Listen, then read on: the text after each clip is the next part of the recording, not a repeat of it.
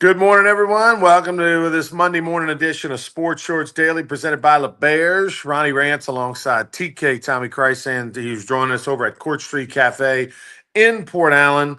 And today on the show, we'll talk a little New Orleans Saints. The old, a tie is like kissing your sister. Well, you got to be careful when you say that in the South. But I don't think anybody cares. Preseason football, the Saints are at such a bad spot where a tie feels like a win, especially after the way they were playing in the first half of that game. We'll break down a little bit, talk a little bit more about who looked good at QB for the Saints. There was a trade after the game that Tommy will tell you about. PGA Golf, the BMW Championship was over the weekend. And Scotty Scheffler, the greatest golfer on the planet, hands down, was 4 strokes back of Robert McIntyre, who is from Scotland and played his golf at McNeese State University over in Lake Charles, who was dominant. The guy had a 3-stroke lead or better every single day, Thursday, Friday, Saturday, after golf was completed. He was having the weekend of his life, but Scotty Scheffler hunted him down. The pressure got too much for him on Sunday. And we'll talk about Scotty Scheffler winning another one. And what that also mean, what also Sam Burns did in that tournament, and what it means for him, the LSU golfer, former LSU golfer, for this weekend. Aaron Nola made his return for the Philadelphia Phillies on the mound after being out for a number of months. It was a mixed bag. We'll get into that. Also, the Baton Rouge Rougarou, the celebration continues. Remember, we told you the Rougarou are going to be obnoxious the month of August, celebrating the TCL championship. Well, that obnoxiousness continues today. This afternoon, we'll be at the state capitol at around 4:30 to meet with the governor. So you'll be seeing some stuff coming out this week. Not only the Raising Cane's videos and stuff that didn't get that got completed today, and we'll be seeing a lot of that as well as the governor visit coming up. So we promise when we get to September, we'll turn the page to 26. But the month of August is celebrating that TCL championship. And we were on the air Friday morning. We'll talk about the Michigan penalty that was announced Friday during the day.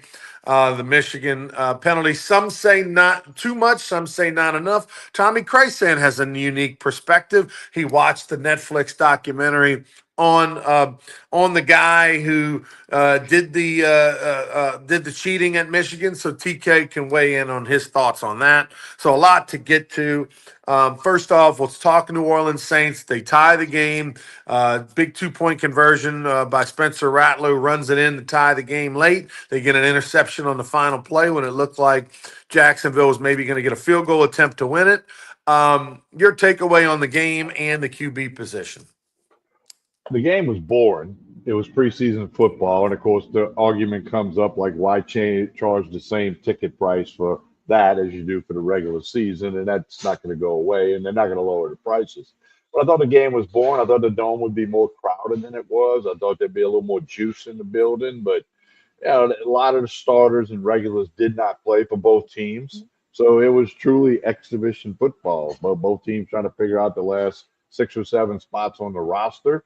But for the Saints, it's all about the quarterback. And Rattler clearly had a better day than Shuck, if you include the late touchdown drive and 2-point conversion to tie it. They don't do OT in the NFL in preseason. So we've thought for a long time Rattler would be the guy when they played the Arizona Cardinals on September 7th. And I think that's where it's at now. I think that'll be the case, regardless of who plays this Saturday when they host the Denver Broncos and Sean Payton in the Dome Saturday at noon. Regardless of what happens there, I think it's going to be. I think Rattler starts that game, plays a certain amount of snaps or a certain amount of series. Then they're going to get Shuck some more experience, and maybe even throw Hayner in at the end of that, because then it'll shut down for a couple of weeks, and they'll come up with the 53-man roster and get ready for the season. But I thought the Saints game was boring.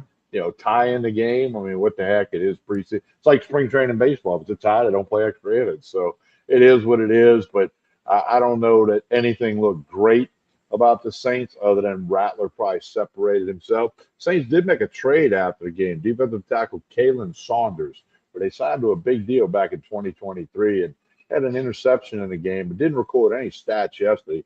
He was traded to Jacksonville, who they just tied. And a lot of reason for that is Devon Godcho from right up the road in Plaquemine here, LSU guy who the Saints have acquired, and they expected big things out of him on the line. He did not play. He dressed in yesterday.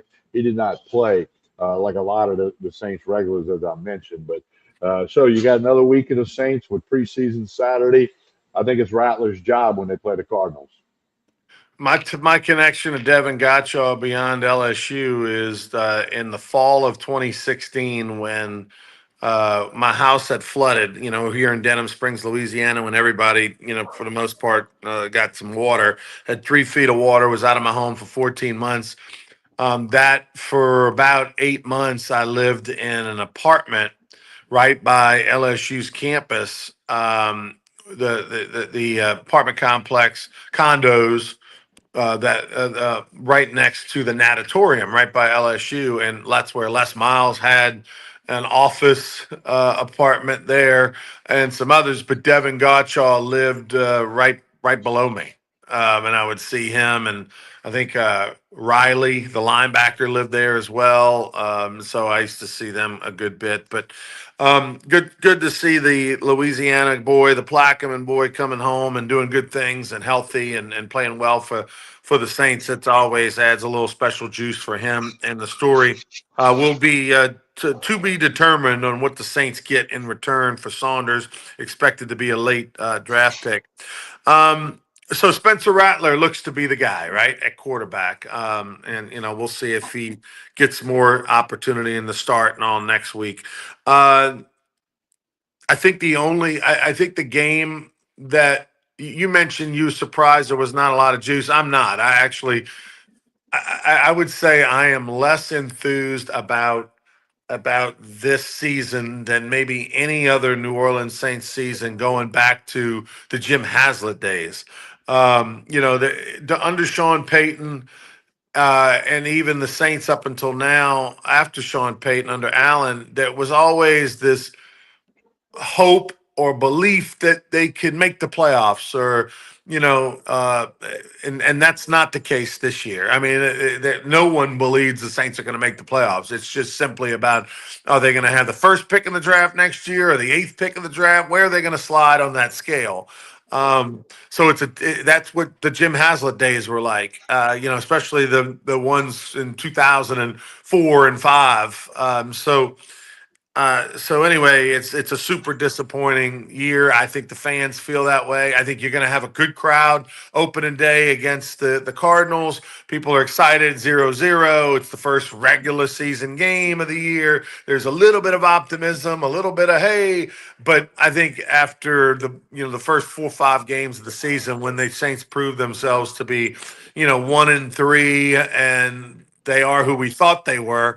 I don't think you're going to have any sellouts the rest of the year. I think you're going to get some pretty good ticket prices in November and December. If you want to go to an NFL game, you're going to be able to pay below face value for those games later in the year. I do believe that.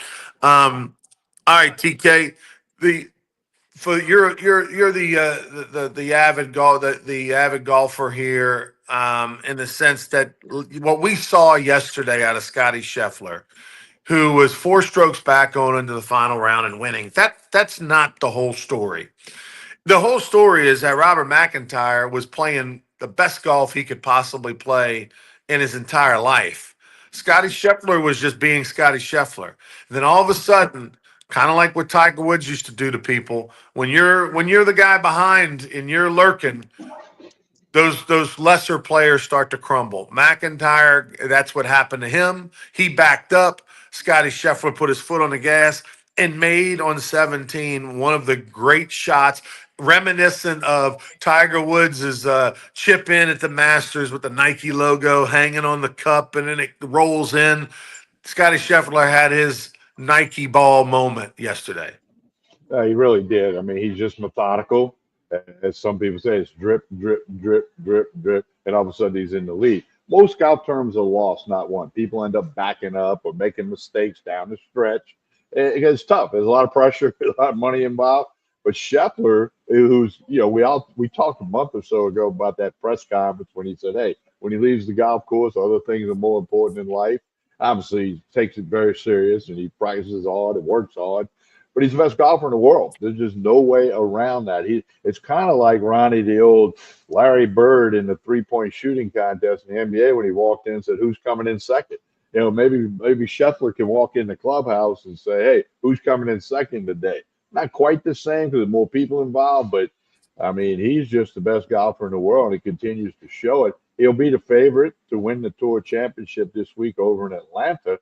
30 golfers, including LSU's Sam Burns, but Scheffler's name is going to be first. McIlroy's in there. Obviously, this is the best 30 players a year. And something you and I talked about a minute ago that the Tour is not doing. When they play Thursday, round one, everybody's even par. In past years, there's been a staggering where some people were 4 under and 2 under, kind of a reward for what you've done.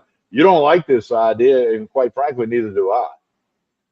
Yeah, I don't understand it, TK. I mean, I get it. They want to create more of a they want to create a closer, anything goes, who knows what's going to happen type tournament, which may increase viewership for the television because now you got 30 golfers that are, all have an equal shot.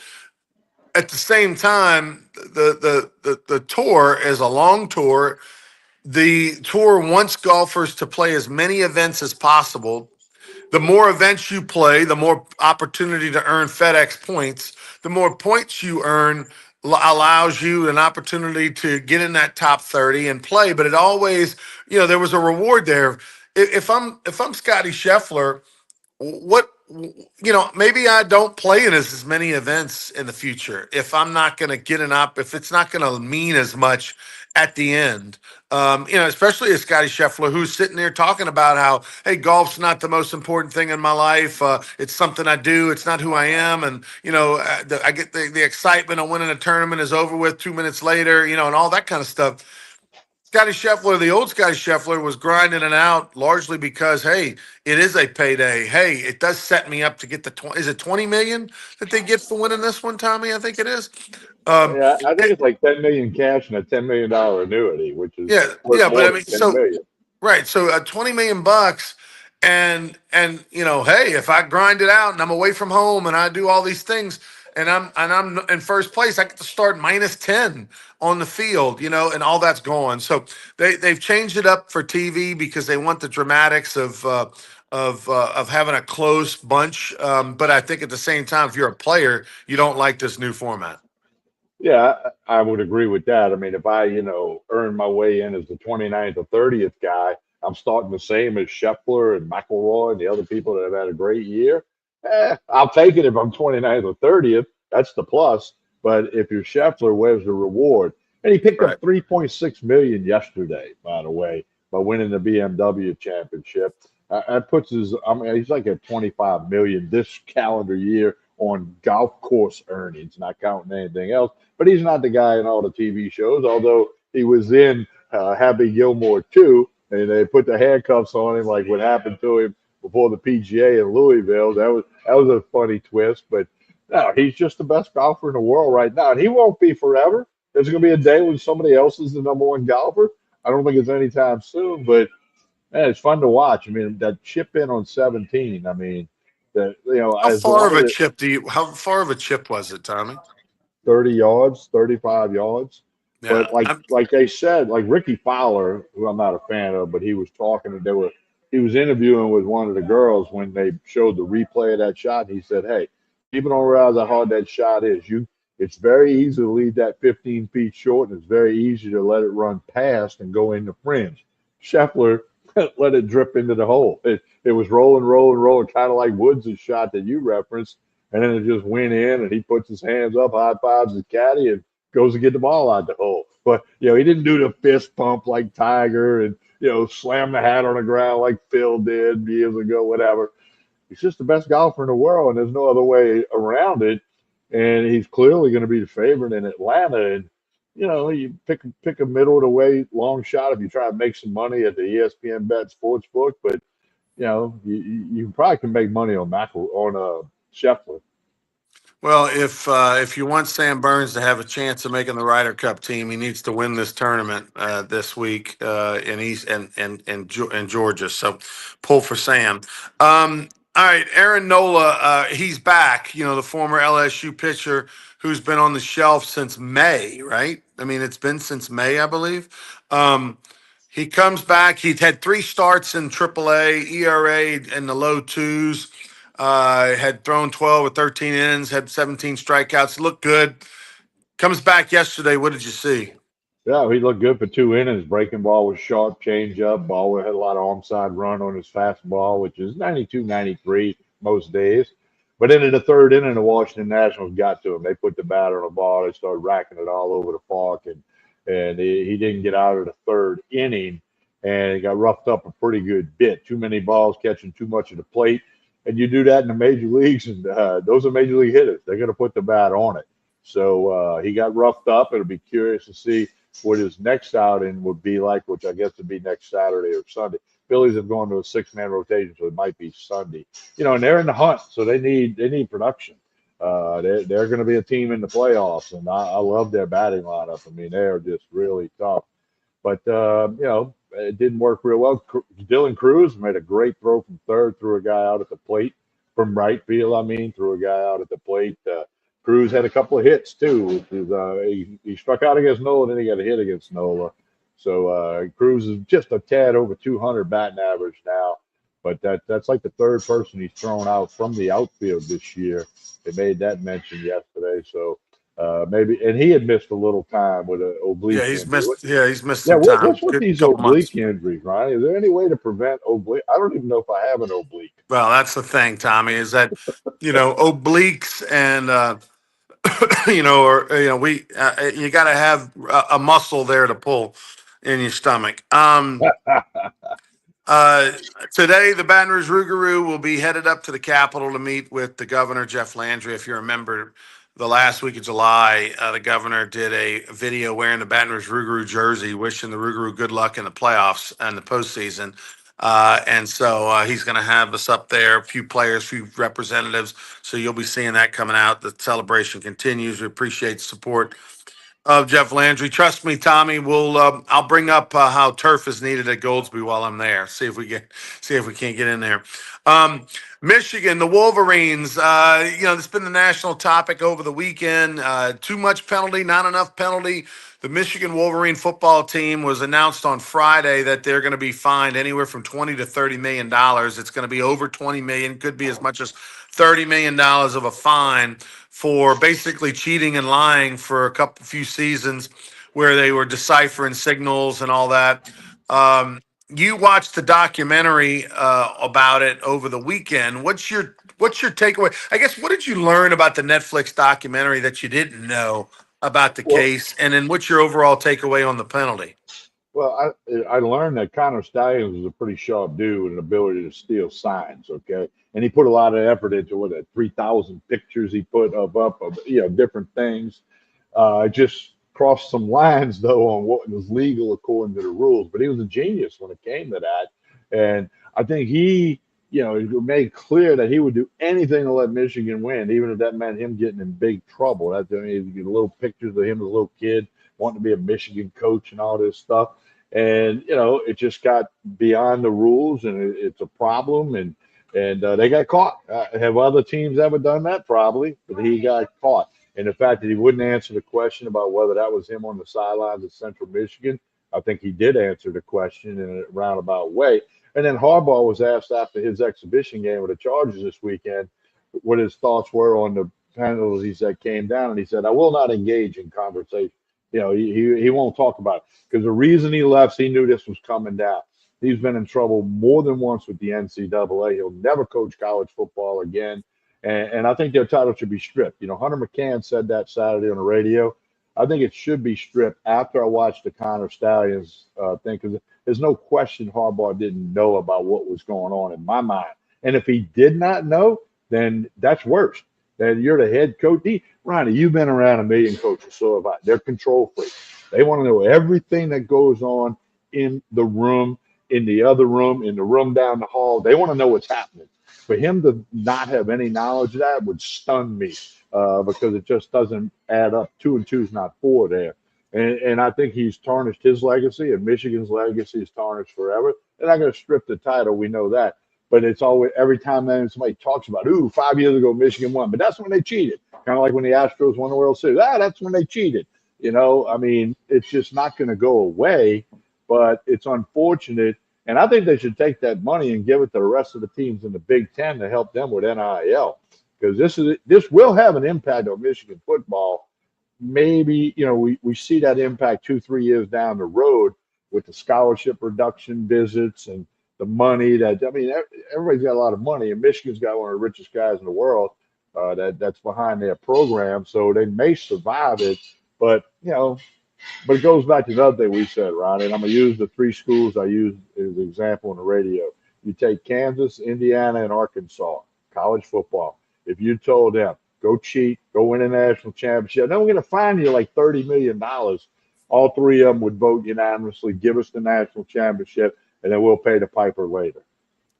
At minimum, I feel like Harbaugh made the decision to not want to know anything, right? Like that's the minimum is that he's like, hey, don't tell me what y'all got to do to make it happen. You know what I mean? That kind of thing. Well, But Patino did that, and when his scandal, it was like he like with the cheat when they were getting the hookers for the recruits at Louisville, and he's like, just don't tell me about it. I don't want to know. But that's not same thing. Yeah, yeah, it's same the thing. same thing. But Harbaugh, Michigan had no desire to follow the rules according to the NCAA words. If you read that 2 paragraph thing from the NCAA, they had Harbaugh's team program had no intention of following the rules. Well, basically, the $20 to $30 million is up to 30 million is all the postseason money that they would earn for a couple of seasons. Provided they make it to this bowl or that bowl or a playoff or whatever. Basically, for the next couple of years, they will not earn any money when it comes to postseason. They won't get to share in the split with the Big Ten or anything like that. So I do feel it's a significant fine, but at the same time, I get it, Tommy, and I always love the question of, what would you do to get a national championship? What's it worth? And I mean, before all this, we always made the analogy that, hey, I'm going to give you a national championship this year in whatever sport, baseball, football, basketball, but for the next 5 years, you're going to be awful. You're not going to have a 500 record. Would you take that deal to have that one glorious year for your school and your program and to celebrate and get the rings and the t-shirts and everybody feel good for months and months and months and have the time of their life, but for the next 5 you're going to be hot garbage? Or would you just rather be, always thinking you have a chance going into the season and you win 7 8 games and you never get there, you're never in the conversation? Or that one year where you go 15-0 or 14-1 and you win the national championship? What are you willing to do for that? And clearly Michigan is willing to cheat, steal, and do whatever. And I don't think any. If you're a Michigan fan, I don't think there's many, Tommy, that are disappointed or upset. Well, If they passed the hat and they said, "Hey, look, as a Michigan fan, season ticket holder, booster, supporter of the Blue Foundation, whatever." We won a national championship in football, but it's going to require everyone to pass the hat, and I need everyone to put up, $100. I think everybody's going to put up $100. now Michigan's going to appeal. Keep in mind, their athletic directors in New Orleans got Ward Manuel played football at Brother Martin before going to Michigan to play. They're going to appeal, and I think maybe some of the visitation things may get adjusted. They're not going to change the money, and then and they're not going to all of a sudden add a postseason ban or strip the title. There'll be some intricate things that get changed in there with that, but to answer your question, Ronnie, there's not a Division One school in America that wouldn't do that. Say, hey, we'll go ahead and take the title, and then we'll, I mean, it's happened in the NFL. The 49ers spent all that money, won a bunch of titles, then they were garbage for a while. The Patriots have become garbage after their run. It's a cycle that happens, okay? Happens in the NBA. We're not big hockey fans, but I'm guessing it happens in hockey. It's happened in Major League Baseball. The best team in baseball right now, the Milwaukee Brewers, have the 23rd highest payroll out of 30 teams, and they're the best team in baseball. You saw them play a week and a half ago in person. So, now, Michigan, I don't know if they're going to be relevant for a long time, because Penn State's loaded this year. Penn State's got like 10 guys that came back just to win a title. And of course, they got paid to come back. They didn't have to go off for the money in the NFL. And Ohio State's Ohio State. There'll be a team that emerges like Indiana did last year. Michigan's going to be irrelevant for a while, I think. All right, he's Tommy Krysan. I'm Ronnie Rance. TK, tell us about Court Street Cafe as we get out of here. We'll see you back, everybody, on Wednesday for more Sports Shorts Daily. Well, Court Street Cafe in Port Allen, breakfast, lunch, dinner. Saturday night is steak night. The Sunday brunch is back. The crowd is growing.